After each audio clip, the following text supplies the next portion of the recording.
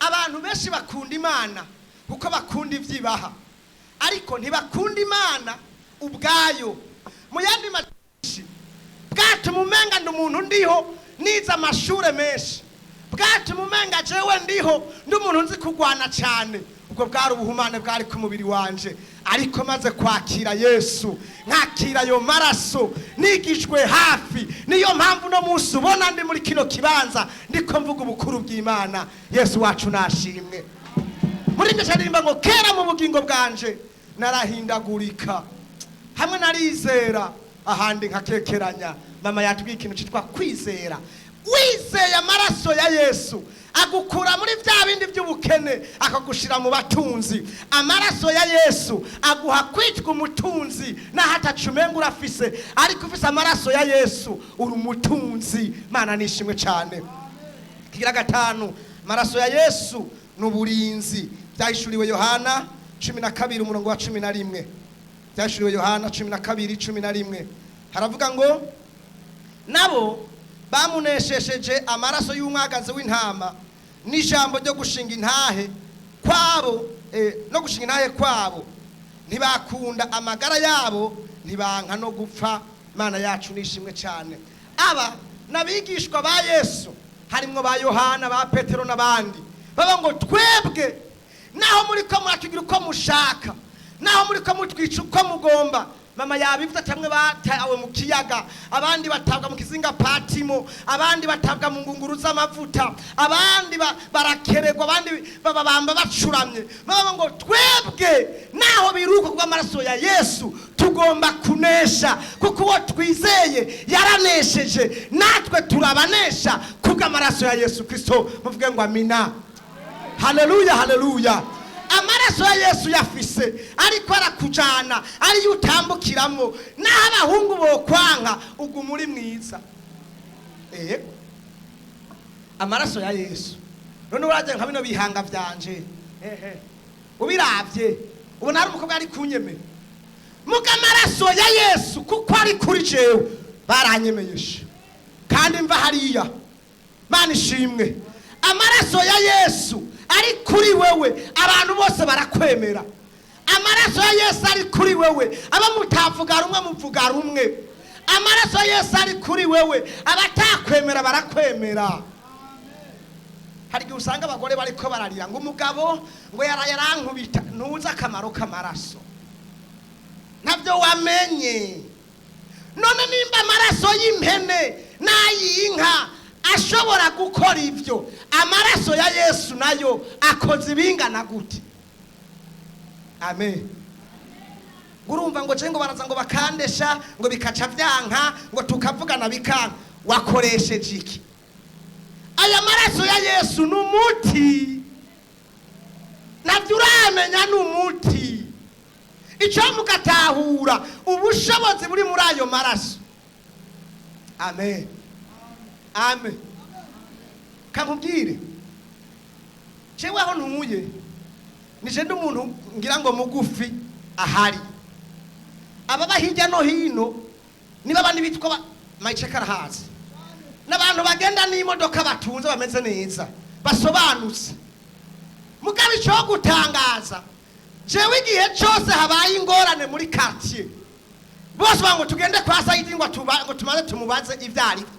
Sindi de quartier, sindi nyumba 10, mugabe ikibazo ngo manzi ugende ubaze kwa Saidi arakubwira inyishu y'ikibazo. Kubera iki?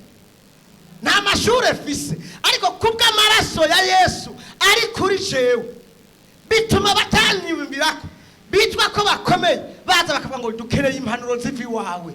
Haleluya. Bivuga ngo amaraso ya Yesu numuti.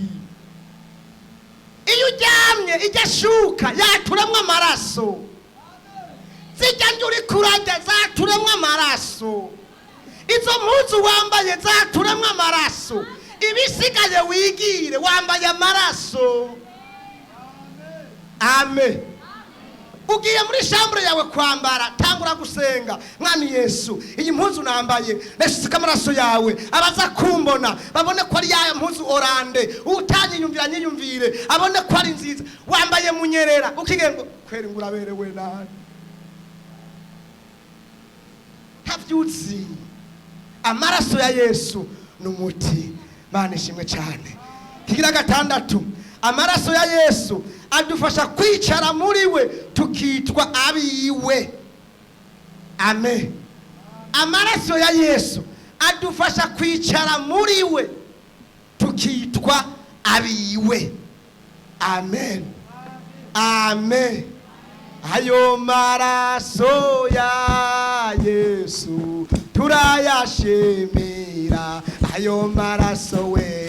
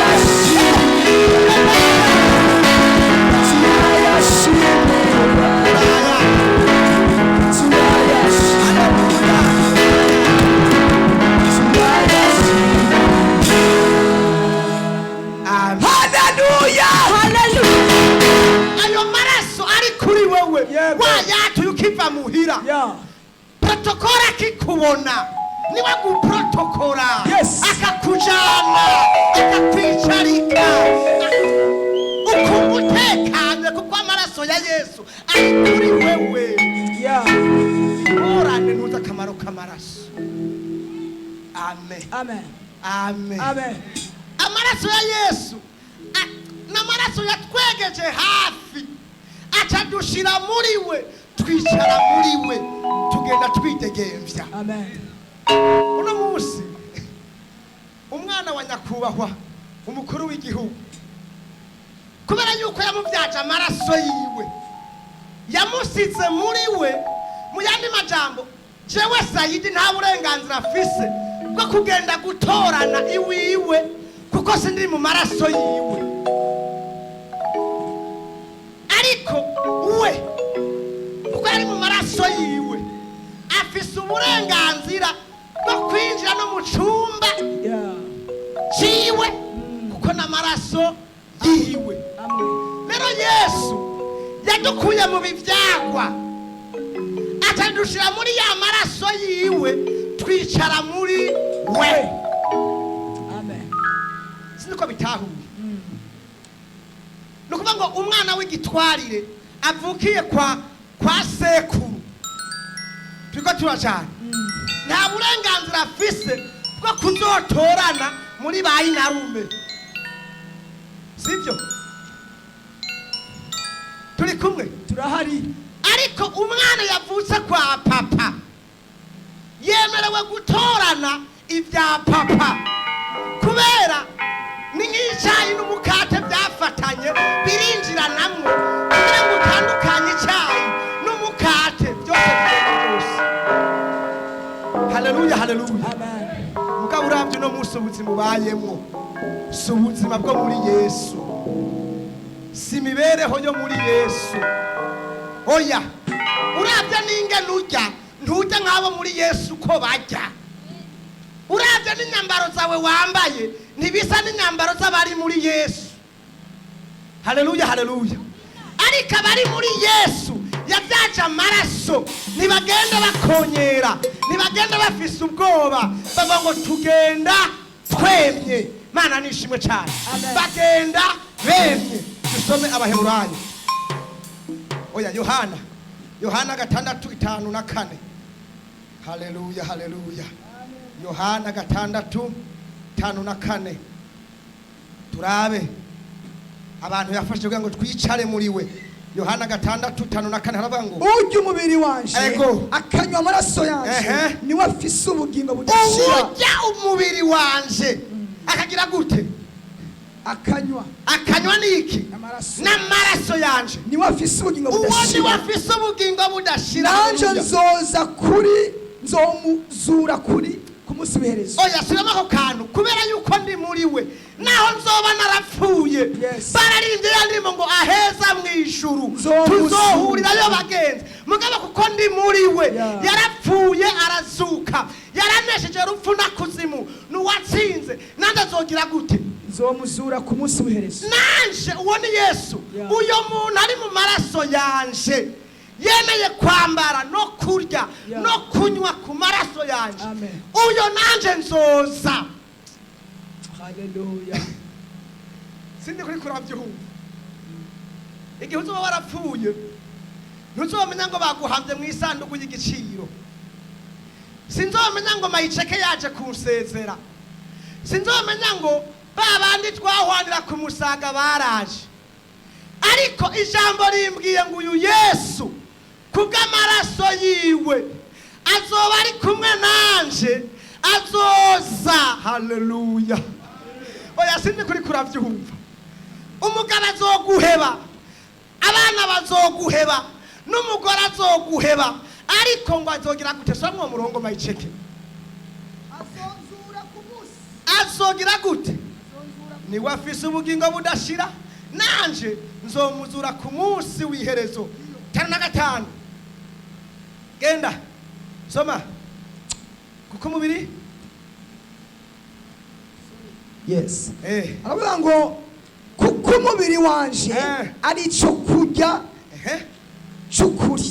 kuko umubiri wa Kristo biva ngo uwushaka kwitwa umutunzi uwushaka guhaga uwushaka kuba hafise amahoro ngo najye umubiri wande wa Kristo. kuko ugira gute? kuko umubiri wanje aricyo cyo kurya cy'ukuri n'amaraso yanje n'amaraso yanje cy'ukuri. nicyo kunywa cy'ukuri. Amen. Mana ishimwe cyane. Amen. hari abantu bishwe n'inyota ya kanyanga.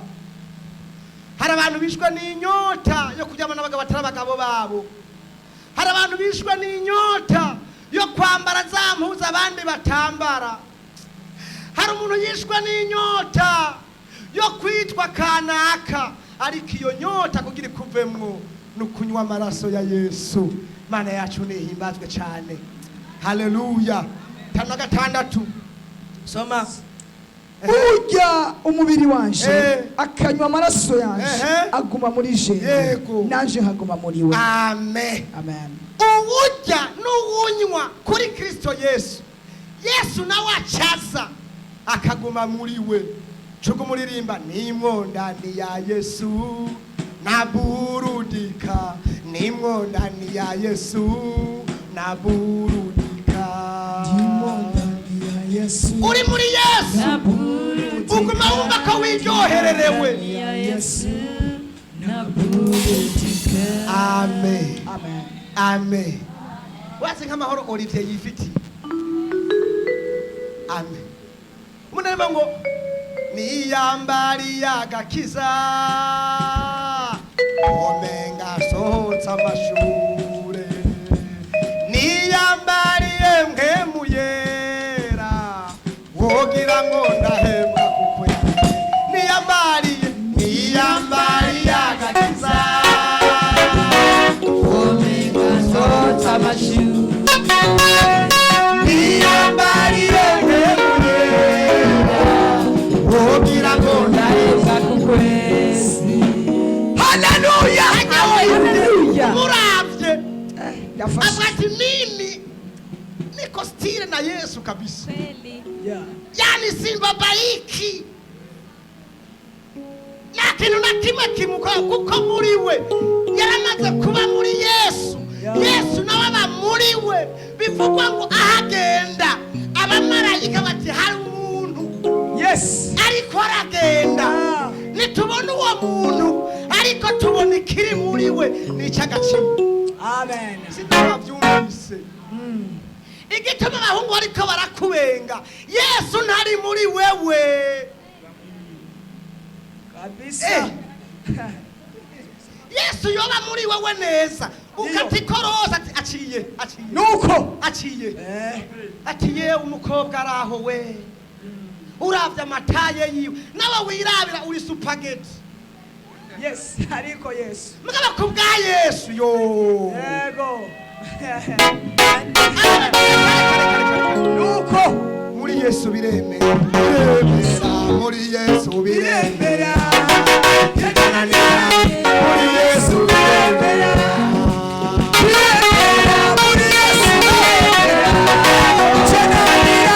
muri yesu biremera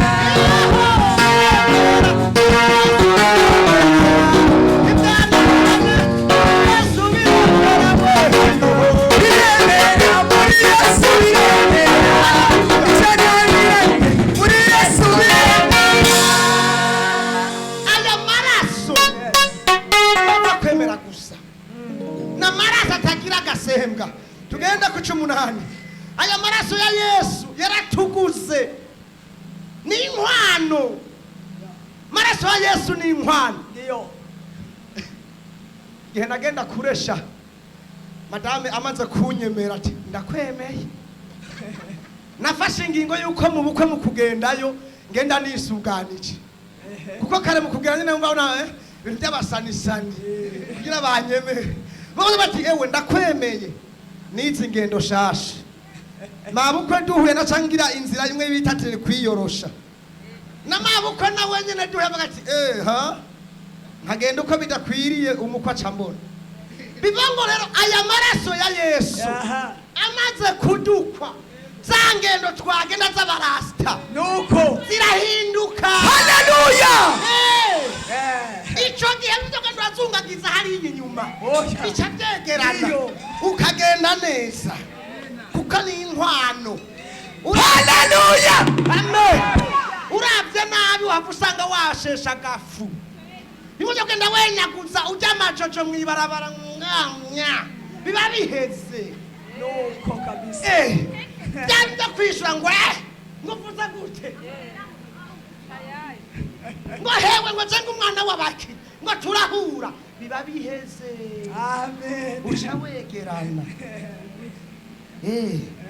wakowe no mwishengero mu kwinjira hari intambuko utanguza amaguru bimwe by'amabafu ukagenda kuri pandende oya nukuryo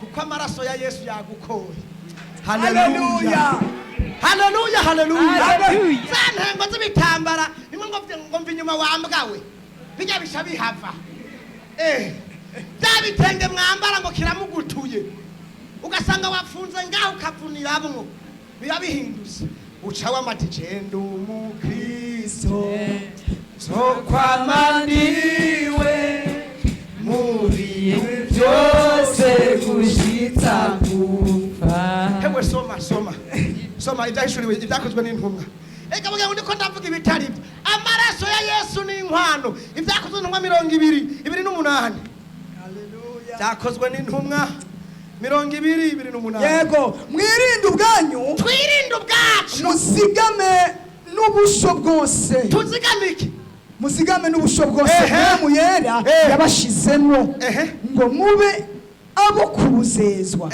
kugira ngo muragire ishengero ry'Imana iryo yaguze amaraso yayo amen amen yesu abwira abakozi b'Imana uwo menga turiko tubibwira Olivier kuko ariwe pastor ariko nawe afise ibyazobazwa vyiwiwe ku gatwe kiwe n'amadama atarimwo n'abana batarimwo kila mtu na musigo wake ati rero mwirinde ubwanyu apana ba pastori apana ba mwarimu apana bavuga butumwa ubwanyu wewe wa mumama wa mugabo wa mugore wa musore wizigame kuko utizigamye kuko amaraso ya Yesu tabaga ati bagabo wa mukobwa Ruriyana yaratwaye inda turamuhagarisa kandi byo wurize kubitangaza pasiteri nta kinyagira out usohoka neza araba ngo iri shengero rero bande batwebwe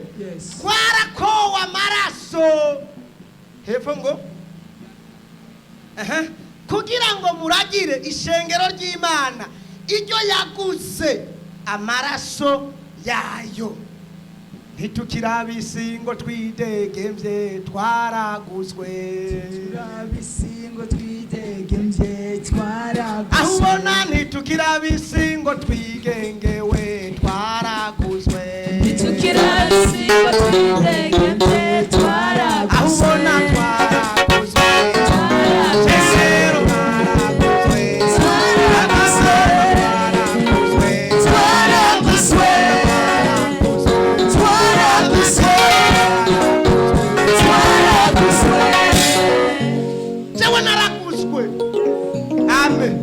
Iyo umuntu yaraguzwe rero arinengesera akagenda uko bikwiriye. Ikindi aya maraso ya Yesu icenda aradutsindanishiriza. Amen. Abaroma 5:9 soma. Amaraso ya Yesu aradutsindanishiriza abandugu. Amen. Heba Kristo aradutsindanishiriza. Urabye iminsi ubayeho uca muri za nzira zipanya baca mu njia za mukato, njia za panya, ugasanga umwigeme n'umuririmbyi katwa kabisa. Ukisimama na zabahu ukianza kuimba kabisa, hata na watu wanasema kabibi anaanza kuimba. Lakini ukimaliza kuimba hapa unakata kule. Tumukure tumukwepe niko bavyita. Tumukure tumukwepe. Imbombo z'abantu ugumusakiza, amajojo ugumurya, ivyema nizana, imyumbati nizana, imihwi nizana, ibisuguti nizana. Mugabo munati uraraba raje. Mugabo kubw'amaraso ya Yesu yagize gute? Yaradutsindanishirije. Nuko none tumaze gutsindanishirizwa n'amaraso ya Yesu.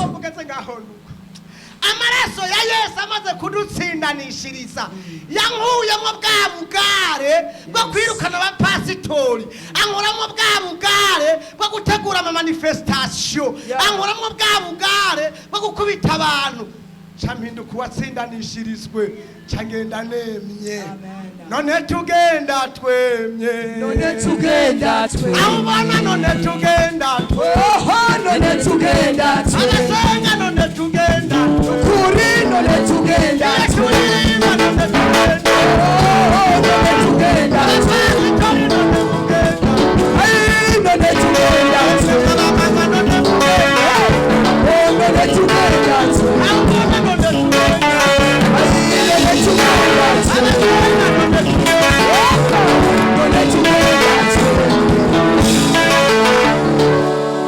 Ya haleluya. Amen. Ndumva ndiko ndafashwa na jena y'amajambo. Kubw'amaraso ya Yesu yaradutsindanishirije.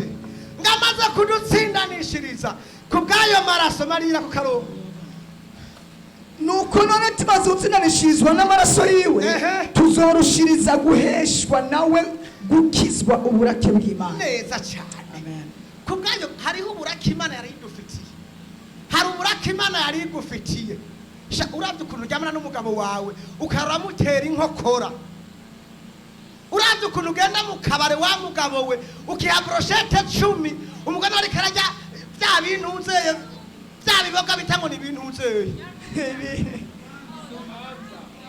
Mwanza.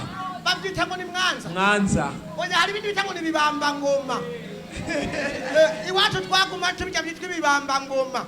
Ugasanga umuntu ibingwa byavyimvye ngo yanyoye isupu n'isosi. Mugabo wowe ku kabare wihaye brochette 6 ku mafiriti menshi. Abazimu bapfe. Gacumbe ari kwa vinegre. Ndio. Washizemwo. Ama mayonnaise, za bitunguru, wenyene. Abana muhira nabo ti pa umunwa kubibamba ngo. Aya maraso ya Yesu frère. Aya maraso ya Yesu. Na maraso meza. Hallelujah. Hallelujah! Amen. Hallelujah! Hallelujah. Amaraso ya Yesu. Ayo. Nabyibutse amaraso ya Yesu musumwe. Nagiye kuvuga ubutumwa bwiza mu Kayanza. Ngazeyo shahu. ibintu biratoka neza Yesu abinyuzamwo biremera. Nambaje umukanda w'umugore ariwo nakenyeje, sinzi ukuntu wabigiye kunyuramwo neza. Ndaduga ati haleluya, wa mukanda ngo pa.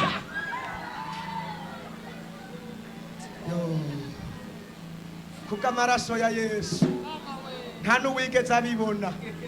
Tidusenge n'ivyo nyine Imana yambwiye ko tuvugana bene da, baba mu gusenga nanjye bamugufunga wa mukanda. Ariko amaraso ya Yesu sha yaraje aratwambika atugira abantu. Haleluya. Amaraso ubwiye 11 ayo maraso ya Yesu yemwe n'ubutunzi, aduha ubutunzi. Amen. Amen. Efeso soma rimwe ku murongo w'indwi. Ngomba nyaruse turangize gusengana Imana uno munsi wacu amaraso ya Yesu, kandi witege kubohoka ivyo wabayemwo, ivyo wagendeyemwo uno munsi. Leo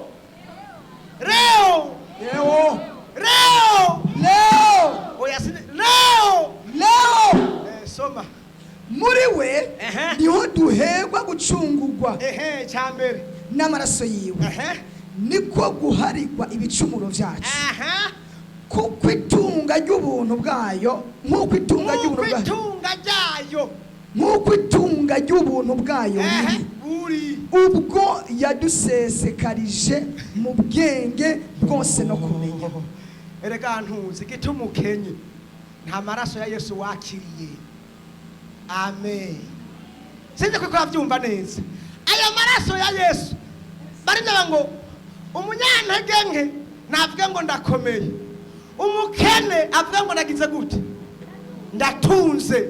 Rero aya maraso ya Yesu nubutunzi budashira, nubutunzi budahera, nubutunzi butagira n'igipimo. Amen. Mani shimwe igituma ari ubutunzi. Wewe wongera ko tusati ntari umusazi nkavanga ngenda mu Kayanza kuvuga ubutumwa bwiza nambaje umukanda aho hantu numva kumengana nacanganyiki kabisa. Ariko kuvuga ubutunzi bwa Yesu nabona ko nambaye ikoti ya high class kandi vyaremeye vyaremeye kabisa.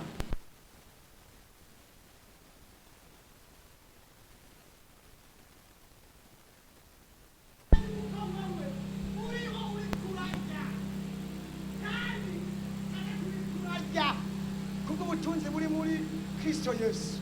Haleluya. Amen. 11 ayo maraso ya Yesu atwigiza hafi yiwe. Amen. Akadusogeza karibu naye. Amen. Akaniketisha mahali pazuri. Kasema mtoto wangu njoo nisogelee. Efeso 2:13. Maraso ya Yesu. Kuko ico gihe mwari mutandukanye na Kristo. Kuko ico gihe cyagihe basha cyagihe wari ukiri umusambanyi utarabyaga ubwa kabiri wari ugize gute twari dutandukanye na Kristo. Ariko soma kuko ico gihe mwari mutandukanye na Kristo muri nitandukaniro n'ihanga rya Isirayeli, muri njabuka amasezerano y'ivyasezeranye ataco mwizigiye kubizoba. Mwari mwisi mutagira Imana rurema. Ariko noneho aho kuko muri Kristo Yesu, kuko turi muri Kristo Yesu, mwebwe abari kure, twebwe abari hari ibomani kera mwigijwe hafi, ariko no munsi twarigijwe hafi n'amaraso ya Kristo, n'amaraso ya Yesu we. Amen. Niwe mahoro yacu, niwe mahoro yacu, niwe mahoro yacu, kuko yahinduye ya macakubiri kuba kimwe. Bamugeze ngaho we aya maraso ya Yesu niyo yankuye mu Kamenge aranzana kugira ushike ku Musaga usangira ubwo bushobozi bw'amaraso y'ukugira ngo amina. Yesu shogu ugatahura ya maraso imwahora wifuza bica bikwegera kakanyama warondera mu maraso ya Yesu kariyo. Amen. Ya mpuzu utera igiti warondera muri Yesu biriyo. Amen. Ibyo ushaka mu maraso ya Yesu biriyo. Ubwa 12 amaraso ya Yesu aduha ubugingo budashira. Haleluya. Abaroma 6:22 ngomba ndangize tudusengana Imana. Baroma 6:22 Yego. ayo maraso aduha iki? Ariko noneho ko mwacunguwe ngo ntimuganzwe n'icyaha, haleluya, mukajakarira Imana mufise imbuto zanyu. dufise imbuto Yes. Zanyu zizana ukwezwa. ni imbuto apana z'abandi. Yes. ni imbuto zacu twebuga zidasa n'abari muri Calvados, Ndio. zidasa n'abari kujyambere, zidasa n'abari kuri Fidodito, zidasa n'abari kuri Susadinire. Yego. ni imbuto z'abantu bo muri Repanda Tase. Kandi amaherezo n'ubugingo budashira. kandi bafise izo mbuto zo muri Repandas. Yego. bafise iki? Ubugingo budashira. kama byumvise bafise Ubugingo budashira. oya siho muri ko muranga umwanya. abafise izo mbuto bateragijwe n'umukozi w'Imana Olivier, Yes. azihawe na Kristo Yesu, umugabo adaherekezwa. Ndio. abazakiriye bafise ubugingo shaha budashira. Yego. uyo mugabo Yesu ndamwemera, Uyo mugabo Yesu ndamwemera. Mbega uyo mugabo Yesu uramwemera, Uwo mugabo Yesu uwo ndamwemera. mugabo Yesu Uyo mugabo Yesu. uwo mugabo Ego. Uyo mugabo Yesu ndamwemera. mugabo Yesu Uyo mugabo Yesu. Uwo mugabo Yesu. Haleluya. Haleluya. umugabo yitwa Petero nawe tindabitahuye no kuri kw'Imana. hari imbuto Yesu yacakize yacucagiye. reka ndabwira, hari igihe umuntu agenda gutera umusoma cyagatera ibiharage cyagatera imyumbati, mugabo kubitera akabitera bigura intege. Cyo kintu murashumva, gutera bigura intege. wese mama ngo reka mfe gutera ngo sinde ko nzobona bijya, reka mfe. mugabo Petero ngo imbuto nateragiwemwo cyitwa Sauli nyitwa Paulo. imbuto nateragiwemwo ntizavuye gutanga ngo reka mfe gutera, zateye uraba ngo ndateye kandi nzokwamura. nyaruka abigatega 14:14 tudusengana Imana we maraso ya Yesu. Amina.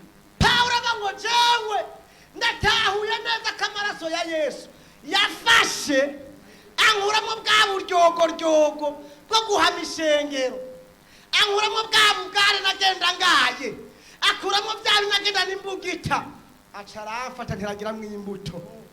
kubw'ivyo ku mubiri wanje ko ndabitahuye, sinkigomba umuntu angora, sinkigomba umuntu angora. soma bugabo ndene kuriye mu mutwe Galatiya 6:14. Duse mu izina rya Yesu. Amen. Ariko jeho sinkirate ikindi. Uruva wanagende yatanguye. Hari ibintu no kwirata amakoti meza, abagore bameze neza, inzu, amabeni, ibintu by'amapajera amavewiti, ibyo wapi kabisa. Ariko jeho manzurindire wa mugabo we. Ndabasobanurire neza. Yego. Reka ariko igihe usanga umuntu agiye ku meza ariko arajya na telefone akazinya kugira ngo ajye neza kabisa. Burya abatunze uzo babwiye muhi bariko barajya n'akayabo gafise discipline, sinigeze kuva gusakura ngo kandi rero nginzo gihazo gutumira kubagwiza tubugiye kujya ntuze ngo ute kwisereva uzomanza urindire bo babigiye we ucugera mko ne witaze buke. Amen. Lero nukuva ngo aba bantu Paulo yari kabwira ati hari ibintu no kwirata byinda ku meza kuri table d'honneur ari y'amashugwe, ibyo no vyirata nkasanga ndi umusoma, no kwirata nkasanga ndiko ndagimbwa ibintu by'imbwija, ibintu by'amarengarenga atanamutarati birimo. Mugata ati ikintu ngomba kuzirata special soma Ariko ariko jeho Eh. sinkirata ikindi nta kindi ngo atari umusaraba icyo ngomba kwirata nuko n'uyo musaraba wa kristo umwami wacu yesu yesu kristo watumye isi mbera ati nta kindi ngomba kwirata amayiceke Yego. nta kindi ngomba kwirata shiti umusaraba n'uwawubambweko akemera kubambwa isanzure sha hari ikintu nabonye kigoye mw'abantu kubona umuntu ari gusa hewe oya shimanza birawe atamuzi wambaye abantu tuhiyumvire basha hari kamwe ngo twiyumvire abantu bapfuye taco batumariye kuma ngo twiyumvire ngo bantunze n'abantu je mama wanje yarapfuye kuva yitwa Jessica ngo tumane ngo umwanya utwimvira ngo Jessica ngo yarapfuye none napfe nyene byanditswe muri Bibiliya twese tuzopfa nta uzorusinda mugabo na cane umuntu yemeye gusigara isanzure akajayo atarupu nakunda Yesu ntiyaje mubwira asi we pastor nkunze kubwira ati hamwe Yesu yogaruka neza agasanga ibyo yadusigiye cyo turabibamwo hazo mwavuga ngo yaramurenganije none urabona nkuru ya ndiko ndabira ndiko sigura amaraso ya Yesu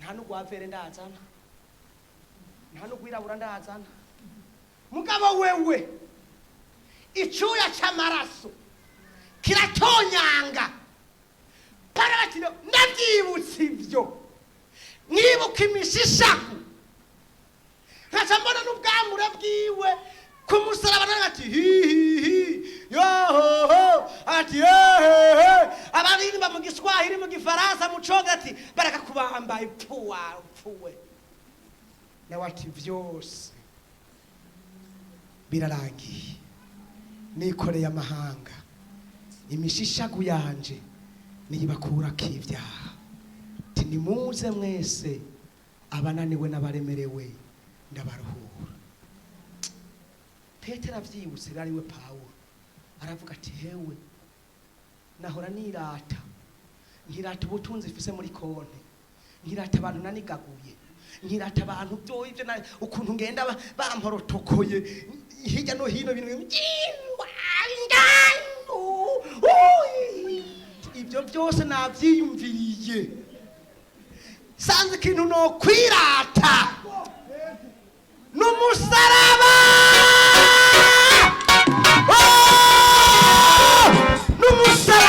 n'umusaraba kuko wambereye iki kibambwe hasubiremo papa hasubiremo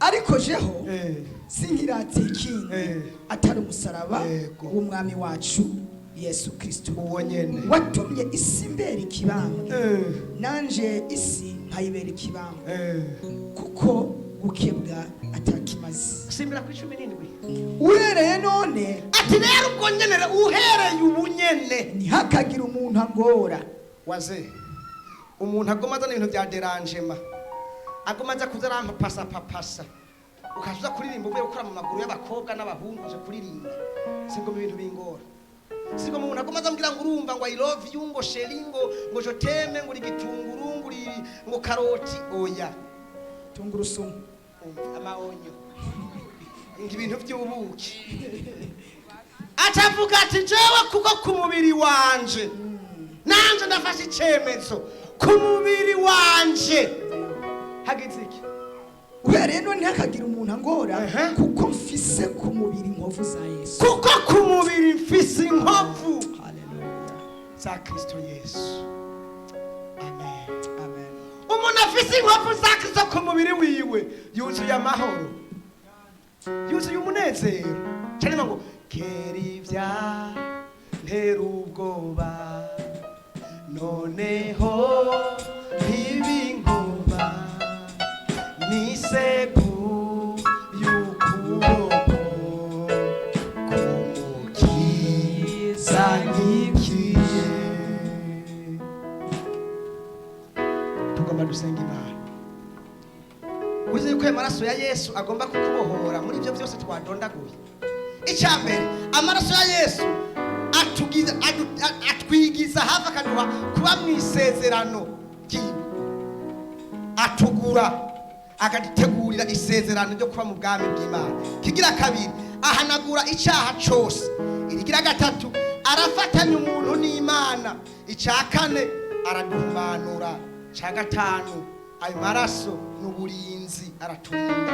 Icya gatandatu, areza umuntu akabuwera. Cindwi, adufasha kwicara muri we tukicara neza. C'umunani, yaradukoye. C'icenda, aradutsindanishiriza. Cumi, aduha ubutunzi. 11, atwigiza hafi yiwe. 12, aduha ubugingo budashira tukaboneka ko inkovu ziwe. Mbega muri byose 12 mvuze, hari icyo ugomba ko coba ku bugingo bwawe kugira ngo ubohoke iyo mitwaro yawe yose ufise. Nimba kihari, tugomba gusenga Imana. Haguruka. Ayo maraso ya Yesu turayashimira.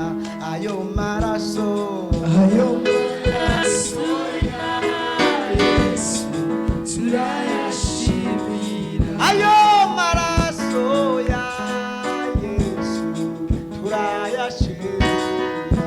Ayo maraso we, ayo maraso ya Yesu turayashimira. oh turayashimira, turayashimira, turayashimira, yature turayashimira, oh turayashimira, arabohora turayashimira, kuri turayashimira, agira neza we turayashimira, turayashimira, yagirije byose turayashimira, oh turayashimira, ayo maraso turayashimira, oh turayashimira, yewe urayashimira, turayashimira, senga urayashimira, turayashimira, yature urayashimira, turayashimira, oh turayashimira. turayashimira.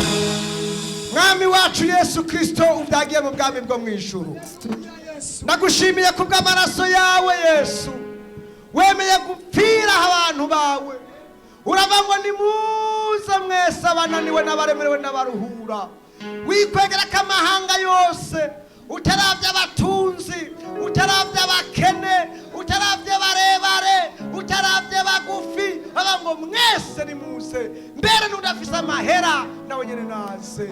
Turagukomeye amashi menshi Mana, kubw'amaraso yawe waviriye ubwoko bwawe, kubw'amaraso yawe Mana waviriye abigeme, waviriye abamama, waviriye abapapa, waviriye imisore mu izina rya Yesu.